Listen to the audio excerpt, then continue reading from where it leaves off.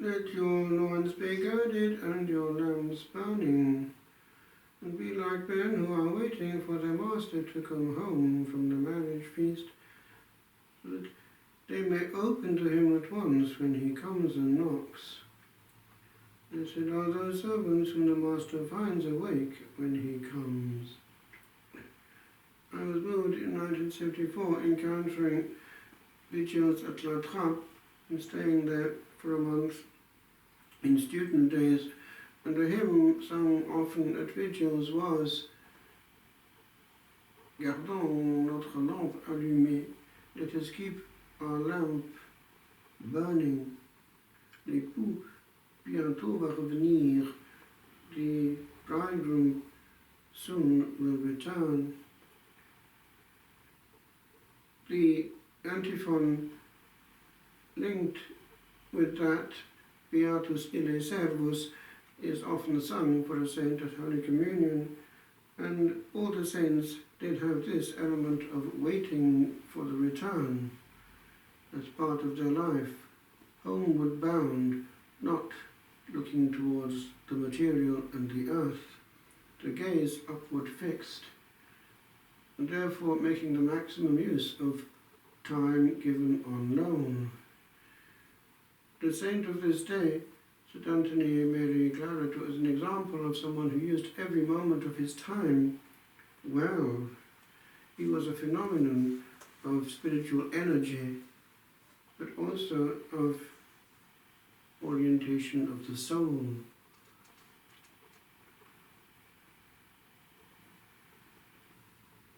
He could have just remained, like his father, orientated towards weaving, but he entered the seminary and was ordained.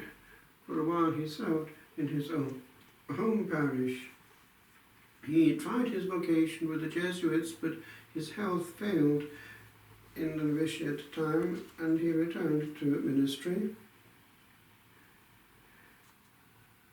His apostolate consisted of rural preaching. He got to those who were a bit abandoned, conferences for the clergy, and publications. He wrote actually more than 150 books. He preached a colossal number of sermons in his life.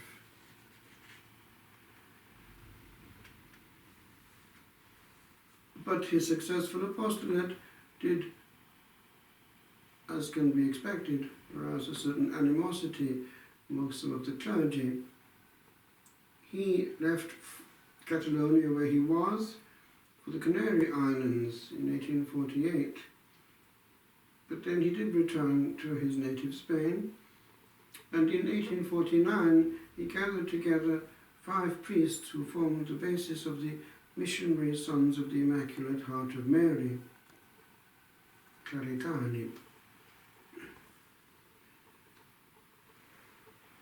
At the suggestion of the Queen of Spain, Isabella II, he was named Archbishop of Santiago in Cuba.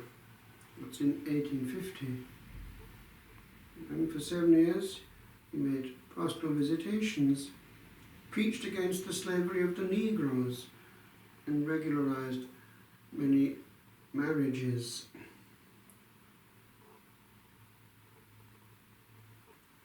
He was threatened with death more than once, and actually an attempt was made on his life.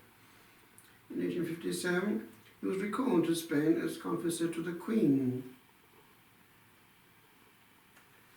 and that gave him a certain influence when it came to choosing bishops in Spain. An important position, therefore, close to the top in church and state. But he had to follow Isabella II into exile, and at the insistence of the Spanish ambassador was placed under house arrest in the Cistercian monastery of Fontfroide, where he died on this day, actually, at the age of 63. This was in 1870.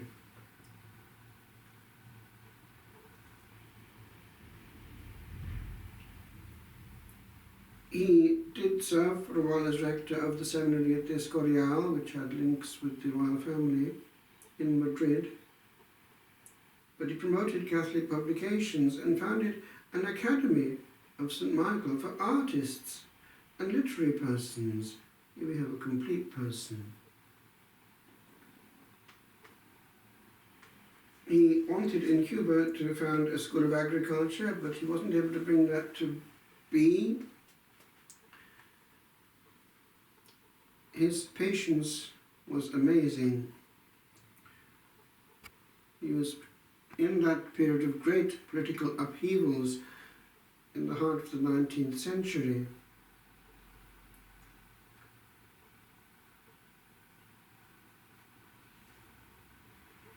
He has a lot of things in what he's left us in his books, and one, The Right Way, has this in it. It was something which had a huge influence, actually, reaching millions of people. It promoted fidelity to the gospel among all classes of people, and especially among the laity and religious, and in this way he anticipated the teaching of the Second Vatican Council concerning the vocation of all the faithful to the perfection of charity, and in that he rejoins St François de Sales.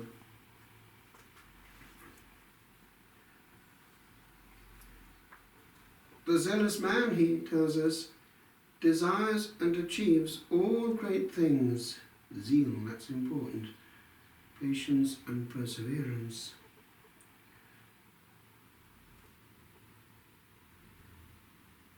And he labours strenuously so that God may always be better known. So the optic is always divine. God being honoured and honouring then his own. God rewards those who work for him for the right motive, not seeking themselves. So God better known, loved and served in this world and in the life to come. For this is holy love. This holy love is without end. And so, at the age of 63, all his energies were spent, but he died in a place of peace, a Cistercian monastery, and in the peace of Cito, his soul found rest. The true apostle is also ipso facto a true contemplative, for he looks upwards in all that he does.